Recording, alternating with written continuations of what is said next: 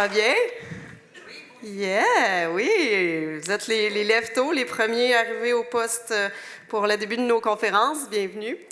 Donc, bienvenue à la Fête des semences. C'est notre 3e édition avec la thématique Semons l'avenir. Je suis Émilie Lapierre. Je coordonne le collectif Verdir. Donc, la Fête des semences est présentée justement par Verdir. C'est le collectif de valorisation de l'agriculture urbaine.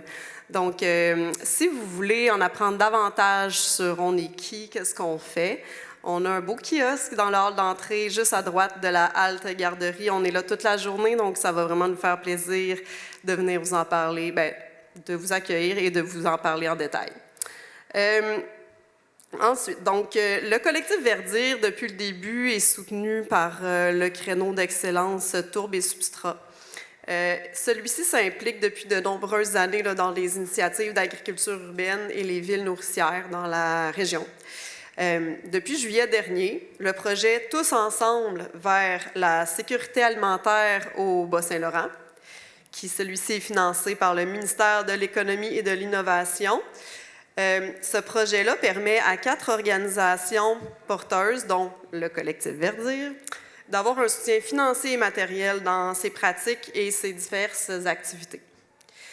Donc, nous souhaitions aujourd'hui aussi mieux faire connaître l'industrie de la tourbe horticole et ses pratiques, puis ses différents projets menés conjointement, ainsi que l'importance de la tourbe dans l'horticulture, bien entendu. C'est dans cette optique-là, finalement, que s'inscrit la conférence, notre première conférence d'aujourd'hui, sur l'importance, finalement, de ce substrat-là pour les producteurs et les jardiniers de toutes sortes. C'est Mme Pauline Portal, des Tourbières-Bergers, qui va venir nous parler des caractéristiques d'un bon terreau à semis, parce que c'est super important, c'est la base. Souvent, on pense aux semences, on pense à tout le reste, l'éclairage, mais le terreau, là, c'est comme la chose sur laquelle il ne faut pas lésigner. Donc, on va en apprendre davantage sur cet aspect-là avec Mme Portal. Puis, celle-ci, en fait, apporte un bagage en biologie. Elle a fait des expériences à l'international, donc ça lui permet aujourd'hui de nous faire profiter de ces judicieux conseils réfléchis. Donc, sans plus tarder, je vous lance la première conférence de la programmation avec Mme Portal. Donc, je vous souhaite vraiment une belle fête des semences à tout le monde. Merci, puis bonne journée. Bonjour à tous. Grosse pression aujourd'hui d'ouvrir le bal de cette belle journée. Merci à la Fête des semences d'avoir invité les Tourbières-Bergers aujourd'hui pour venir vous parler. Aujourd'hui, vous allez sortir de ces 45 minutes-là, vous allez être rendus des pros des substrats à base de tourbe. Du moins, je l'espère, ça veut dire que j'aurai réussi ma job. Donc, sans plus attendre, on va commencer. Donc, aujourd'hui, on va commencer par parler un petit peu des caractéristiques d'un bon terreau d'une manière générale. Puis après ça, on va se concentrer plus pour les terreaux à semis. Puis, je vais terminer avec une petite introduction sur la salubrité alimentaire puis son importance, même au sein de chez nous quand on fait nos semis. Donc, j'ai pas mal été super bien présentée par Émilie.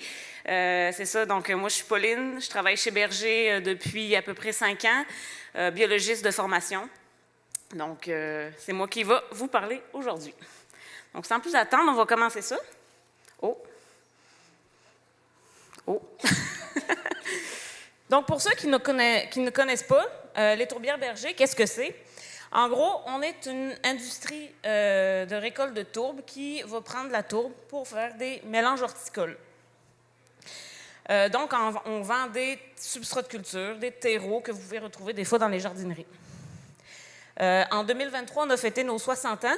Puis, dans le fond, pour faire une histoire courte un petit peu, c'est Mme Huguette Théberge, en 1963, qui avait eu l'idée de fonder cette entreprise-là de substrats de culture. Puis, avec l'aide de son mari, M. Berger, ils ont posé les bases. Puis, en 1980, après ça, Claudin et Régis Berger ont repris le flambeau. Puis, plus récemment, depuis 2015, maintenant, les filles de M. Claudin Berger assurent la coprésidence de Berger. Donc, Berger, c'est une entreprise exclusivement familiale de 3e génération. On est rendu maintenant à 8 usines en Amérique du Nord, 13 sites de récolte de tourbe. Donc, qu'est-ce qu'on fait? Qu'est-ce qu'on vend? On vend du substrat de culture, je vous l'ai dit, mais des substrats de culture pour à peu près tous les marchés. Donc, notre grosse clientèle, c'est les serres professionnelles.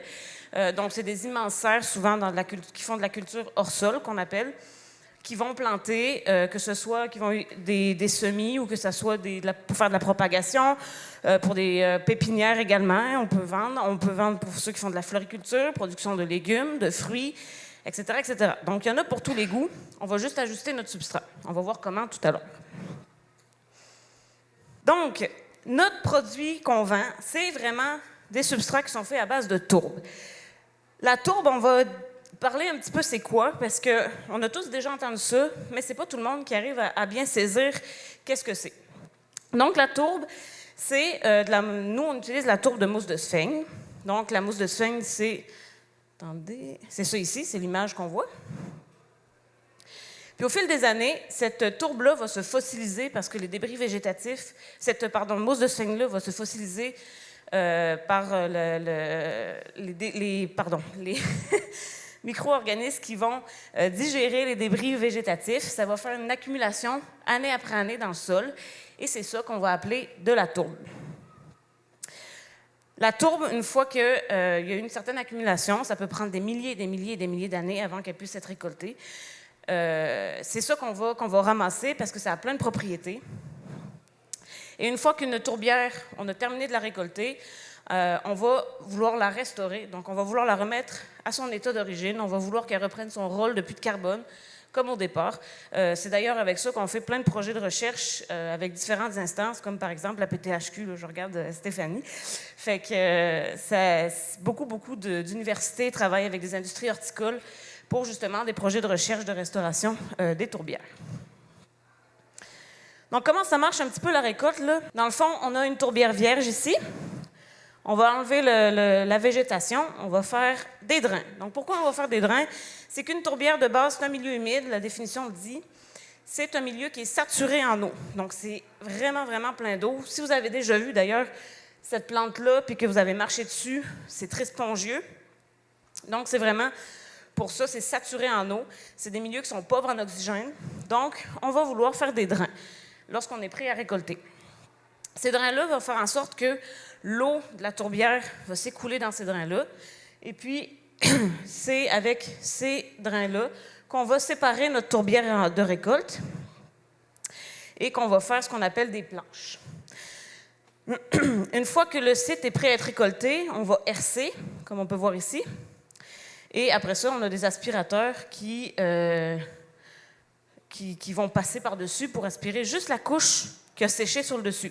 Parce qu'on ne peut pas récolter la tourbe si elle est moindrement mouillée. Donc, on va attendre qu'elle sèche. On va récolter par un beau jour. C'est pour ça que souvent, dans le coin, notamment, on voit des gros nuages de poussière brun. C'est qu'il y a de la récolte de tourbe en cours. Puis, on ne verra pas ces nuages-là s'il pleut. On ne peut pas récolter s'il pleut, parce que s'il pleut, les aspirateurs vont juste rien aspirer. Ou ce qu'ils vont aspirer, ça va être vraiment de la tourbe un peu moins de qualité.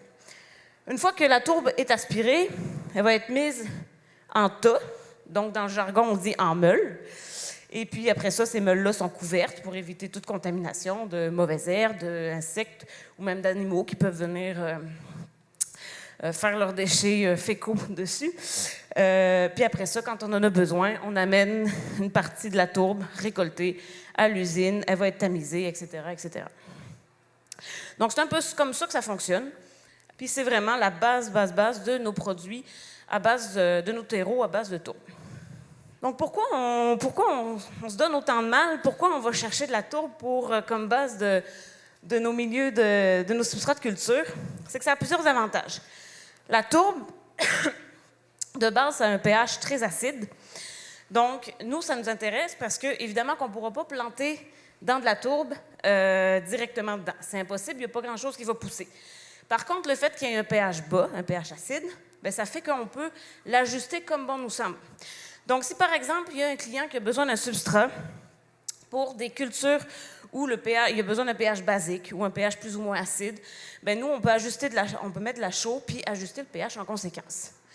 C'est un petit peu le même type de pensée pour le fait qu'il y ait peu ou pas de nutriments. On peut rajouter de la fertilisation comme on veut. Le fait qu'il y ait des bons micro-organismes dans la tourbe et qui est également une super de bonne propriété parce que ça permet d'aider à la croissance de la plante. Étant donné que les tourbières sont un milieu quand même naturellement pauvre, la tourbe va être naturellement dépourvue de pathogènes, d'indésirables, d'insectes ravageurs. La capacité de rétention d'eau est assez hallucinante pour la tourbe. La tourbe peut retenir jusqu'à 16 fois son poids en eau. C'est assez impressionnant. Bref, la tourbe, c'est vraiment comme une toile vierge que les industries horticoles, puis là, j'inclus vraiment toutes les industries horticoles, peuvent manier un peu comme ils voudraient selon les besoins de leur clientèle. Donc, ce qui m'amène maintenant à parler des substrats en général. On va y aller un peu en entonnoir. C'est comme ça que la présentation va marcher. Ce qu'on veut d'un bon substrat, une fois fini, une fois qu'on a mis tous les composants dedans, on va vouloir qu'il y ait une bonne rétention d'eau et de nutriments, justement. Donc ça, c'est le fait que l'eau et les nutriments puissent rester dans le terreau pour pas qu'ils s'écoulent, parce qu'on veut évidemment que les plantes aillent chercher ces éléments-là. On veut une bonne porosité. Ça, la porosité, je vais en parler tantôt. Vous allez devenir des experts en porosité tantôt. Donc ça, c'est quelque chose qui est très recherché également dans un substrat de culture. Et c'est encore plus important pour les substrats à semis. On veut un substrat qui soit exempt de pathogènes, d'insectes, de mauvaises herbes ou tout autre contaminant. C'est sûr que pour nous autres, c'est un petit peu moins grave. Des fois, pour les professionnels en serre, ça a un peu plus son importance parce qu'ils n'ont pas trop de temps à perdre à gérer ça. Donc, en général, on veut éviter d'avoir des contaminants dans notre substrat. Et finalement, on veut quelque chose qui soit uniforme. Donc, si on a eu un succès de production avec un substrat, on rachète le même. On veut évidemment pouvoir revoir ce succès-là. On ne veut pas avoir un coup de dé à chaque fois. Donc, on veut que le substrat soit uniforme d'une fois à l'autre. Constant. Qu'est-ce qui peut influencer le succès d'une production? Bien, c'est la qualité d'un substrat. La qualité d'un substrat, c'est caractéristiques physico-chimiques, dont je vais amplement parler tout à l'heure. Ça a vraiment son importance pour le succès d'une production. On va parler également un petit peu de la manipulation pré-empotage, qui a son importance. Notamment, ça va être lié, vous allez voir, là, à la taille des particules. Le régime d'irrigation, le régime de fertilisation, c'est toutes des choses qui vont avoir également leur importance quand on va avoir un meilleur succès de production. Et ce, avec tout type de plantes, tout type de culture et tout type de substrat. Puis évidemment, il y a des composants qu'on peut moins contrôler. La météo, l'environnement. Ceux qui ont des serres vont avoir plus de facilité à contrôler ces paramètres-là, mais c'est aussi des choses qui peuvent jouer, là, la luminosité, etc., etc. Donc, somme toute, le succès d'une production va vraiment reposer sur le fait que toutes ces caractéristiques-là soient bien faites pour la culture en question. Donc, ça peut changer d'une culture à l'autre. Donc, si, mettons, par exemple, quelqu'un qui fait pousser des tomates au Texas n'aura pas la même façon de procéder que quelqu'un qui est en Norvège, qui est dans une serre. Fait que, c'est des choses comme ça qu'il faut considérer. Quand je parlais tantôt des caractéristiques physico-chimiques d'un substrat, qu'est-ce que ça veut dire, en fait? C'est ces 6 composantes-là. Donc ça, nous autres, en tant qu'industrie horticole, c'est les 6 composantes qui vont poser ça va être les piliers de nos substrats, dépendamment de ce pourquoi il est visé. Donc le pH est très important parce que le pH d'un sol peut influencer comment les nutriments sont absorbés par la plante. Il y a certaines plantes qui arrivent à absorber des nutriments à un pH précis. Il y a d'autres plantes qui sont capables de les absorber à un autre pH précis. Donc, tout ça, c'est des choses à considérer. La EC, la conductivité électrique, je ne rentrerai pas dans le détail, mais en gros, c'est le contenu en sel d'un sol. Donc, plus il y a de sel, plus c'est difficile pour les racines d'aller chercher l'eau et les nutriments d'un sol. Donc, ça, c'est quelque chose aussi qu'on peut manipuler, entre guillemets. Capacité d'échange cationique également, je ne rentrerai pas dans les détails, mais c'est la fertilité d'un sol. Donc, c'est jusqu'à quel point un sol peut avoir des nutriments, les retenir et les prodiguer à la plante. Les caractéristiques physiques, c'est un peu plus de ça que je vais parler aujourd'hui. Granulométrie, taille des particules, c'est extrêmement important. C'est étroitement relié à la porosité, que je vais aussi parler. La densité, le poids par volume, qui a également son importance, surtout aussi dans un point de vue logistique, de transport et tout ça. Donc là, je vais me concentrer un petit peu plus sur les mix à semis. Donc les mix à semis, par rapport à tout ce qu'on a parlé, ça prend évidemment une fine taille de particules. On ne plantera pas des graines, des semences dans un semis qui a des grosses particules, ça n'a juste pas de sens. Puis vous allez savoir d'ailleurs pourquoi tantôt, parce que c'est lié à la porosité que je reparle encore là, rapport au air. Puis c'est super important la porosité pour un mix à semis d'ailleurs. On va vouloir un substrat avec un dosage de nutriments, parce que dans le fond, tous les substrats vont être fertilisés de base. Les industries vont mettre un pourcentage de fertilisants dans les substrats pour partir la plante. Puis les mix à semis vont avoir ça également. C'est juste qu'il va être moindre pour ne pas brûler la plante. Ce qui est logique parce que dans les mix à semis, c'est soit des graines, soit des plantules pour, si mettons on fait des petites boutures, donc qui ont peu ou pas de racines, donc on veut y aller mollo. On veut un mix avec une bonne rétention d'eau, donc qu'il puisse retenir son eau, et polyvalent, parce si on peut éviter d'avoir un mix pour nos graines de tomates, puis pour nos graines de laitue, puis pour nos graines de ci, puis de ça, on aimerait ça. Donc, polyvalent, c'est assez pratique pour un mix à semis.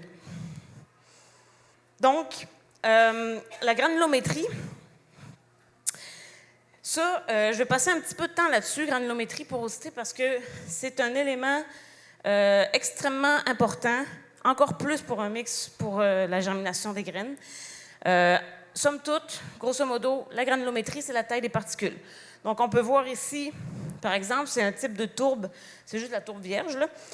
C'est un type de tourbe grossière versus un type de tourbe fine, ici, qui est récoltée dans nos tourbières et qui a été triée selon sa taille. Donc, évidemment, pour un mix à semis, on n'ira pas utiliser celui-là. Puis ça, c'est directement lié à la porosité. J'y arrive.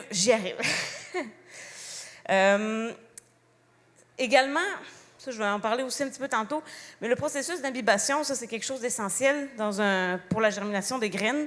C'est en fait quand une semence a une pellicule humide qui se forme autour d'elle et que ça va justement favoriser la germination. C'est pour ça qu'on peut arriver à faire germer des graines juste en la mettant dans un essuie-tout mouillé. C'est parce que ça encourage ce processus d'imbibition-là.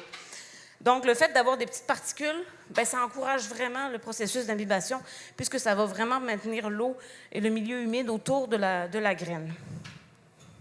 En parlant de granulométrie, je ne peux pas m'empêcher de parler de la manipulation. Souvent, les gens ne savent pas tout le temps. Quand on surmanipule des fois un terreau, ça peut briser sa taille de particules. Donc, ça a aussi son importance pour un mix à semis, même si c'est super fin. Il faut éviter de surmanipuler parce qu'on brise la porosité, on enlève les espaces d'air. On enlève également ce qui a été tamisé, ce qui a été travaillé. Donc, on essaie d'éviter Évidemment, on ne pourra pas s'empêcher de manipuler notre substrat, c'est sûr. Mais il faut éviter de le surmanipuler. C'est toujours bon. La compaction, même chose. Si on a un vieux terreau qui traîne dans notre cabanon, on met par-dessus les graines de tournesol des oiseaux. C'est pas l'idéal parce que ça va tout faire perdre la porosité du mix.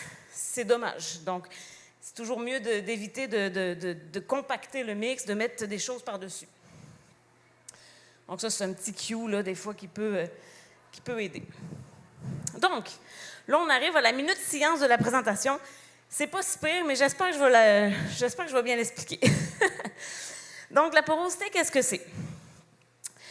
Ici, j'ai deux exemples d'images avec des grosses particules et des particules fines.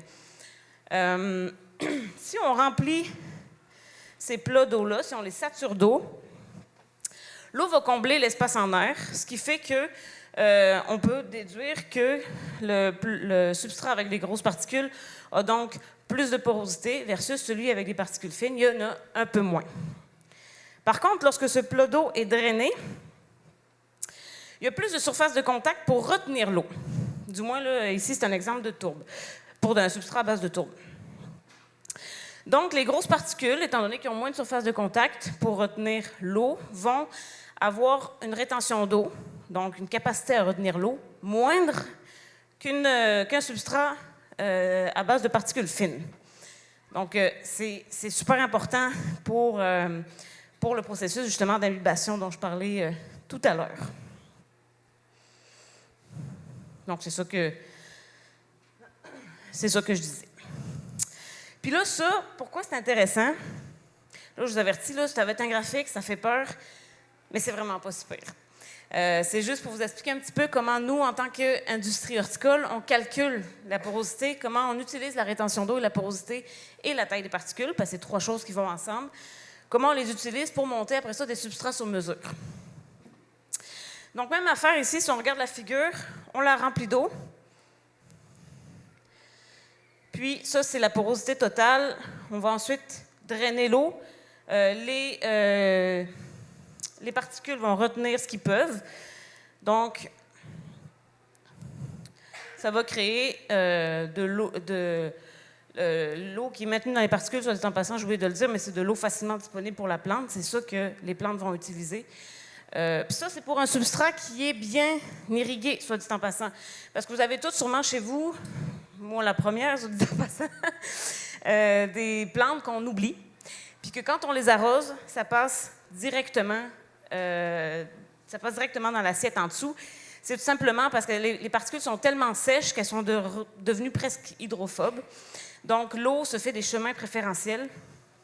Fait que c'est pour ça qu'il faut... Et c'est assez difficile de retourner, de ravoir cette eau facilement disponible à travers les particules. Il faut vraiment... Souvent, le mieux à faire, c'est de laisser tremper dans un petit bain notre plant dans de l'eau. Puis, pour que vraiment les particules réabsorbent toute l'eau dans chaque particule du terreau et non dans des chemins préférentiels qui va se faire. Donc ça fait donc une courbe de rétention hydrique et c'est grâce à ça qu'on va calculer la porosité de n'importe quel substrat. Là, je vous parle des substrats de tourbe, mais ça peut être n'importe quoi. Puis c'est avec ça qu'on va pouvoir déterminer ce qu'on met dans un terreau. Par exemple, ici, si on regarde la courbe de rétention de différents composants qu'on peut mettre dans un substrat, c'est super intéressant de voir, par exemple, la tourbe vierge. On peut voir avec la courbe, elle a une bonne porosité, bonne rétention, c'est un bon rapport entre les deux, donc c'est quand même l'idéal comme substrat de base. La perlite, en revanche, super de bonne porosité, mais les trous qu'elle contienne ne vont pas retenir l'eau, du moins que la tourbe en soi. Donc, elle va avoir une pauvre rétention d'eau. Laine de roche, qui est un autre composant que nous, on n'utilise pas chez Berger, mais qui peut être utilisé ailleurs. Faible porosité, bonne rétention d'eau à l'inverse. J'ai un autre exemple, la fibre de bois. Très, très bonne porosité, la fibre de bois. Très bonne rétention d'eau. Ça, c'est un composant qu'on va parler tout à l'heure aussi. Donc, c'est toujours le fun de voir un petit peu là, comment la courbe réagit en fonction de différents composants. Ça fait le tour de la minute science. C'était pas si pire. Puis là, maintenant, la porosité devrait, j'espère, plus avoir de secret pour vous. Donc, si on se concentre là maintenant un peu plus, donc vraiment sur les bases, les substrats de tourbe de semis. On a vu que, évidemment, donc il y a de la tourbe dedans. Ça, on n'en parlera plus. Tourbe à base de particules fines.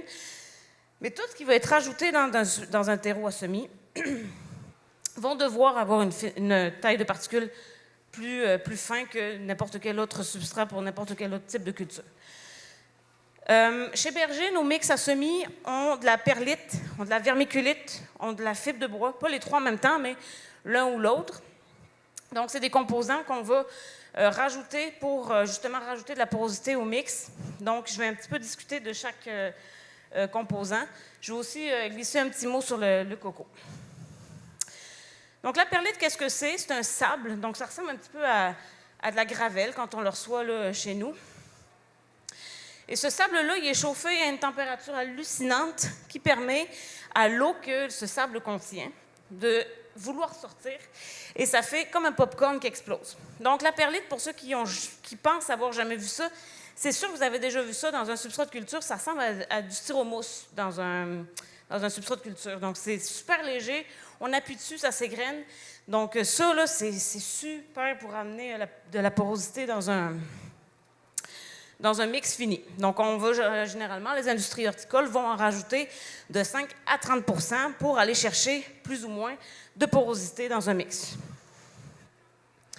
Ça, c'est des images que je trouve intéressantes parce que, par exemple, on voit ici la chaudière dans laquelle le sable est mis. Là, ça ressemble à de la lave. Là, c'est assez impressionnant. Puis après, ça fait de la perlite expansée, qu'on va dire. On a inventé un verbe pour ça. Vermiculite, c'est un petit peu le même principe, sauf que la vermiculite, c'est un peu sous forme de feuillet. Donc ça aussi, je suis convaincue que vous en avez déjà vu dans des terreaux. C'est doré, c'est plat. Donc souvent, là, ça ressemble à ça. Je pense que j'ai une image, oui. Donc quand on le reçoit brut, c'est comme ça ici. Et quand c'est expansé avec 1000 degrés, ça augmente un peu comme un millefeuille. Puis ça aussi, là, c'est le même principe que la perlite. Donc le fait que l'eau sorte, ça fait qu'il y a plein de petits trous dedans. Ça augmente la porosité du mix. Ah oui, ça, je n'en ai pas parlé, mais évidemment, ces minéraux-là, c'est le fun parce qu'ils sont stériles. On s'entend qu'il n'y a pas grand-chose qui survit à 1000 ou 1200 degrés. La vermiculite, donc, on va aussi l'utiliser pour augmenter la porosité totale d'un mix. On peut le voir aussi des fois dans des plantes décoratives. On peut voir, on appelle ça du top dressing. Je ne sais pas le terme en français, mais juste en mettre sur le dessus parce que c'est esthétique, parce que ça permet de retenir l'humidité d'un plant. Mais c'est un peu plus rare maintenant d'en voir de la vermiculite. C'est un peu plus difficile de s'en procurer. Donc c'est ça. Chez Berger, la perlite et la vermiculite sont expansées, encore ce beau verbe, sont expansées à nos usines.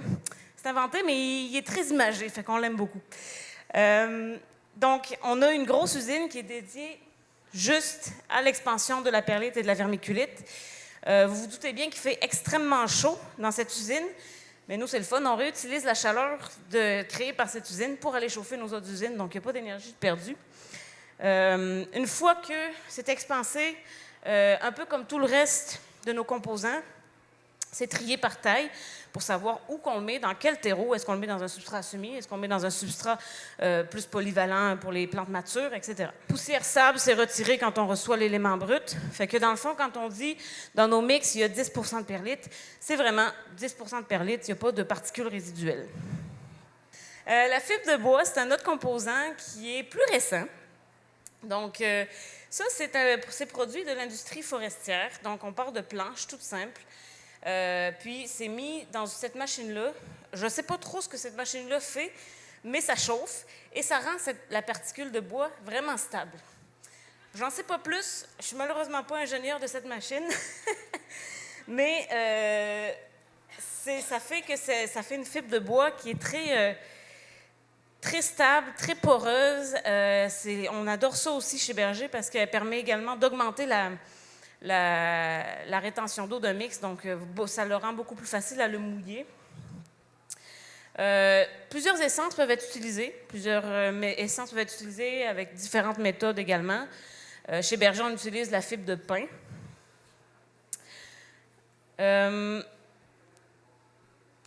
Les industries horticoles étaient assez frileux d'utiliser la fibre de bois parce que lorsqu'on en a un peu trop, ça va immobiliser l'azote.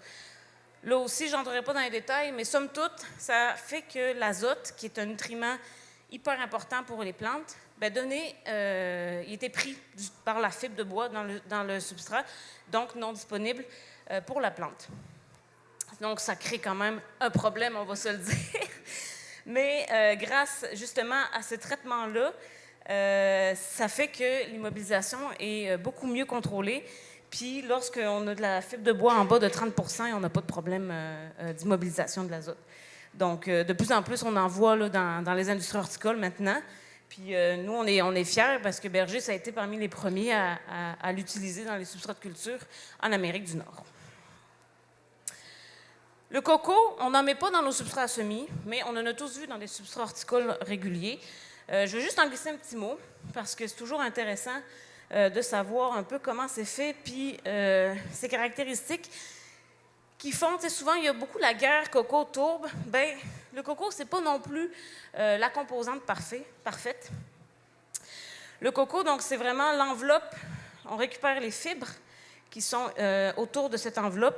Puis nous, ce qu'on achète en épicerie, là, quand on achète une autre coco, c'est vraiment juste le coco là, mais c'est beaucoup plus enveloppé. Donc, les fibres sont récupérées. Ça ressemble un peu aux fibres de bois quand on voit ça dans un mix fini. Puis, de base, c'est un niveau en sel assez élevé. Donc, le coco, ça n'a pas le choix. Ça n'a pas le choix d'être lavé ou d'être traité. Donc, ça va prendre, pour être lavé, beaucoup d'eau. Pour être traité, ça va prendre des produits. Je vais en parler un petit peu rapidement tout à l'heure. Donc, le coco, même chose. C'est un peu comme la fibre de bois. On met ça pour augmenter la porosité dans les mix. Puis la rétention d'eau. Par contre, un point négatif du coco, c'est que c'est pas super écologique. On s'entend qu'il n'y a pas de cocotier à Québec, donc on n'a pas le choix d'aller chercher outre-mer. Donc déjà, il y a ça. Puis le fait que ça prenne de l'eau, on n'a pas le choix de le traiter, le coco. Fait que ça prend de l'eau pour ceux qui le lavent à l'eau d'un puits. Sinon, les gens, ils vont utiliser de l'eau de pluie, justement. Puis, ça fait que c'est pas uniforme d'une fois à l'autre parce qu'il pleut pas nécessairement de la même manière d'une fois à l'autre. Puis, ça fait, il y a beaucoup de problèmes un peu éthiques sur l'exploitation, justement, des gens qui vont aller à la main enlever ces fibres-là. Donc, c'est pas super éthique non plus. Puis, pourquoi on le lave, c'est ça, c'est que c'est très riche en sodium, en potassium. Donc, laver, c'est qu'on met de l'eau, puis il y a une quantité des sels qui s'en va. Mais il y en a quand même pas mal qui restent, en général. Là, c'est pour ça que même ceux qui utilisent régulièrement du coco ne vont pas mettre ça dans leur mix à semis parce que le sel, c'est très néfaste, encore plus pour les graines germées, pour les semences.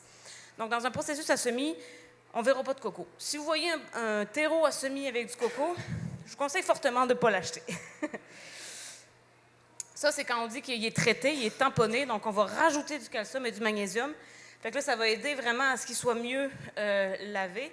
Puis, donc c'est ça un peu que ça fait. Donc, ça, c'était la minute coco. Donc là, maintenant, je vais rentrer un petit peu plus dans le détail de l'eau. L'eau et sa qualité est extrêmement importante dans le processus de germination des plantes. pH du sol, j'en ai un petit peu glissé un petit mot au début. Très important parce que, justement, ça peut rendre plus ou moins accessibles certains nutriments aux plantes, à des types de plantes. Et l'eau, son alcalinité, va jouer directement sur le pH du sol.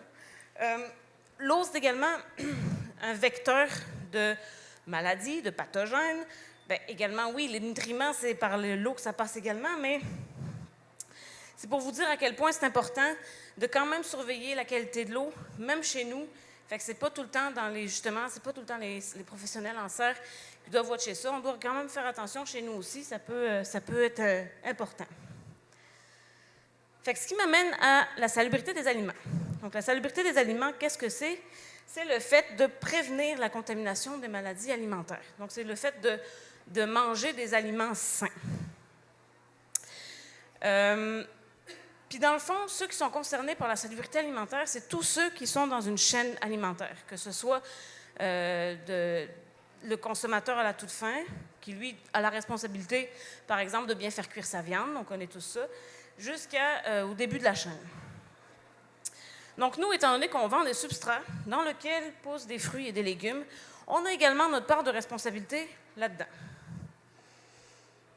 Donc, les principaux pathogènes alimentaires qui sont tristement célèbres dans l'industrie de l'alimentation, on a le E. coli O157H7, qui est une souche de E. coli.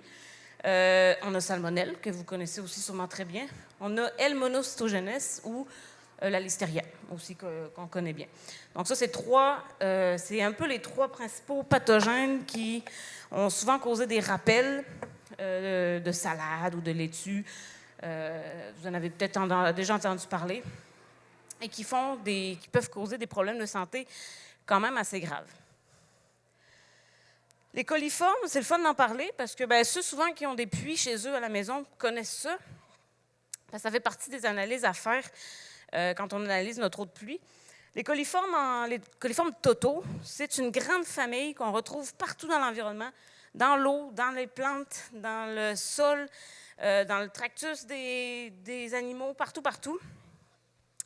Fait qu'en général, elle n'indique pas grand-chose dans un certificat d'analyse, les coliformes totaux. Par contre, il y a la famille des coliformes fécaux, qui sont dans la famille des totaux, qui, elle, va vraiment être un indicateur. Donc, elle va lever le flag.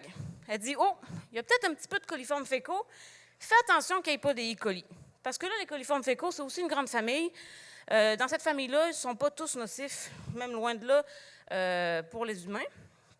Par contre, s'il y en a quand même relativement beaucoup, ça fait dire, hey, va donc voir les E. coli. Fait qu'en général, les coliformes fécaux sont faits avec les analyses de E. coli. Et les E. coli, vous le savez, c'est un peu plus néfaste. Donc, il y a beaucoup de E. coli, on le sait tous, ne sont pas tous hyper dangereux pour la santé. Le pire, c'est vraiment le O157H7, mais c'est quand même quelque chose qu'on ne veut pas. C'est d'ailleurs pour ça que le E. coli, ça va être beaucoup un indicateur, ça va être ça qui va être utilisé un peu comme spécification pour dire si un produit est salubre ou pas. Donc, comment on peut éviter, nous autres, quand on fait nos semis à la maison, ou bien qu'on les transplante dans notre jardin dehors, comment on peut éviter le plus possible de contaminer ses semences et son terreau? La première chose, vous êtes à la bonne place, c'est de choisir des semences de qualité. Donc, achetez pas vos semences sur AliExpress. Je ne vous le recommande pas. Achetez ces semences au Québec, c'est super bien. Il va y avoir souvent des instructions. Je vous conseille de lire les instructions parce que chaque graine est différente. Il y a souvent aussi, quand on achète des semences, un pourcentage de germination parce qu'il y a eu des tests qui ont été faits. Fait que ça aussi, ça permet de dire que la semence est de bonne qualité ou pas. Dans le même ordre d'idée, choisir un terreau de qualité. Ce n'est pas tous les terreaux qui subissent les mêmes contrôles qualité. L'eau d'irrigation, ça, j'en ai parlé un petit peu tantôt, mais on n'arrosera pas nos plantes avec l'eau des toilettes. Ça semble une évidence, mais des fois, le monde n'y pense pas tout le temps.